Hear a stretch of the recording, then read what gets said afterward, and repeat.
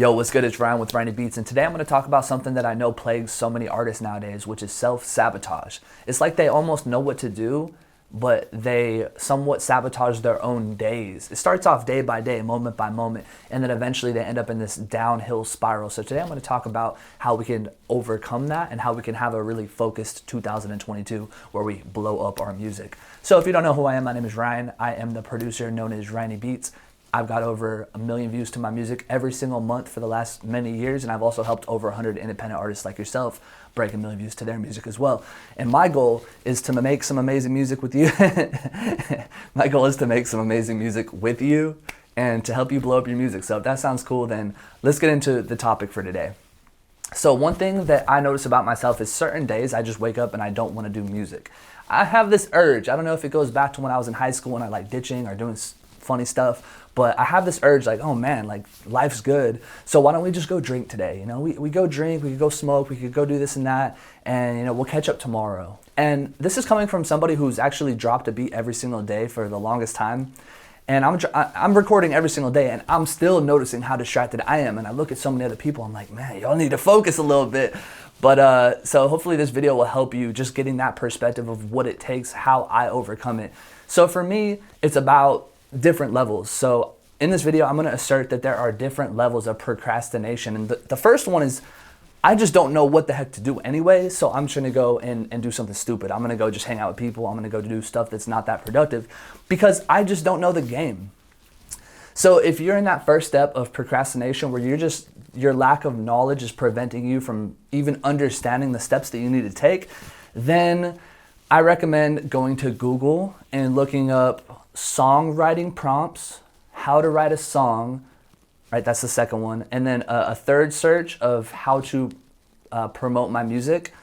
And let's go for a fourth one, how to launch a song effectively.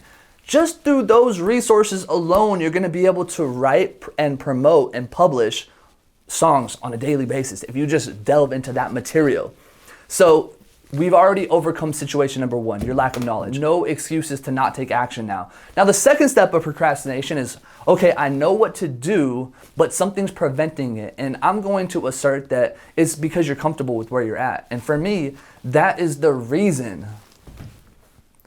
I'm doing good. I'm doing just fine. I'm one of the top producers in the game right now. I'm making money. I have this house. I just bought another property. I'm saving up to potentially buy a multi-family home and start renting apartments and stuff like that. Financially, I'm really set, right? I'm working with big artists. So for me, I want to continue doubling every year because that's what I've done for about 4 years now. I've continued to double my sales, double my profits every single year. So that's looming on top of me like, hey, buddy, you're doing okay, guy, but you got a lot more to work on. And I'm learning from people that are making 10 times, 100, 1,000, way more successful than I am now. I don't want to say than I ever could be. But that's what motivates me is that goal. And I think it comes back to competitiveness. And one thing that I will say, if you have been an athlete, look into your life on anything that you've done well for a long period of time. And I think that's the solution, is just realizing that, hey, you could actually do both. If you're good, you can knock out the most important stuff and still have time to be distracted, still have time to do the things that you want to do. So my invitation to you is to realize that there's 2 steps. Step 1, become knowledgeable on the stuff that you have to do. So if you forgot what I mentioned, scroll back in the video. Step 2, once you know what to do, then you got to set goals and expectations for yourself by looking back in your past and saying, where was there a time where I had succeeded? Either in school, where I showed up every day, I got my work in, I got an A. Or maybe in sports, I was on this team, we did good, we showed up and we won, we were successful.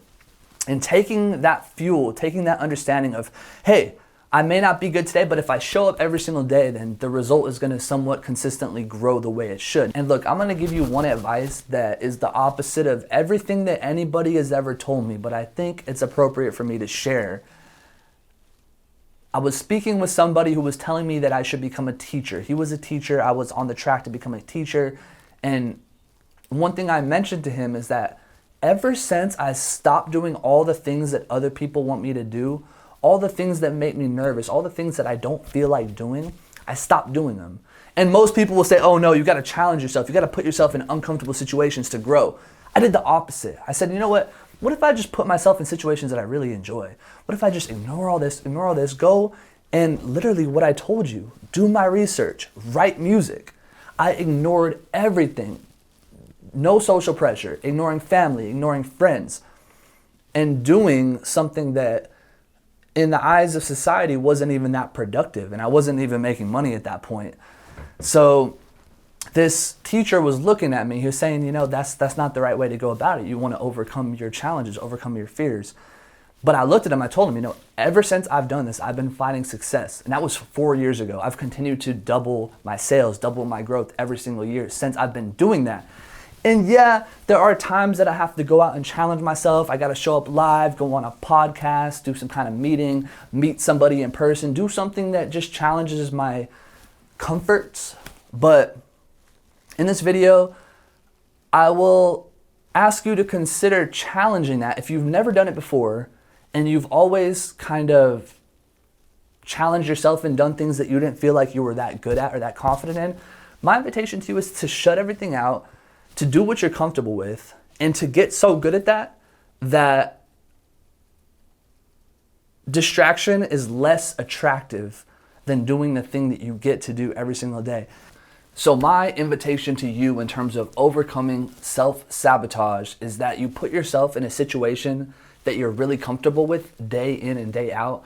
Organize your life in a way that you could spend more time in a comfortable spot of recording music, of writing music, in a place of lower pressure.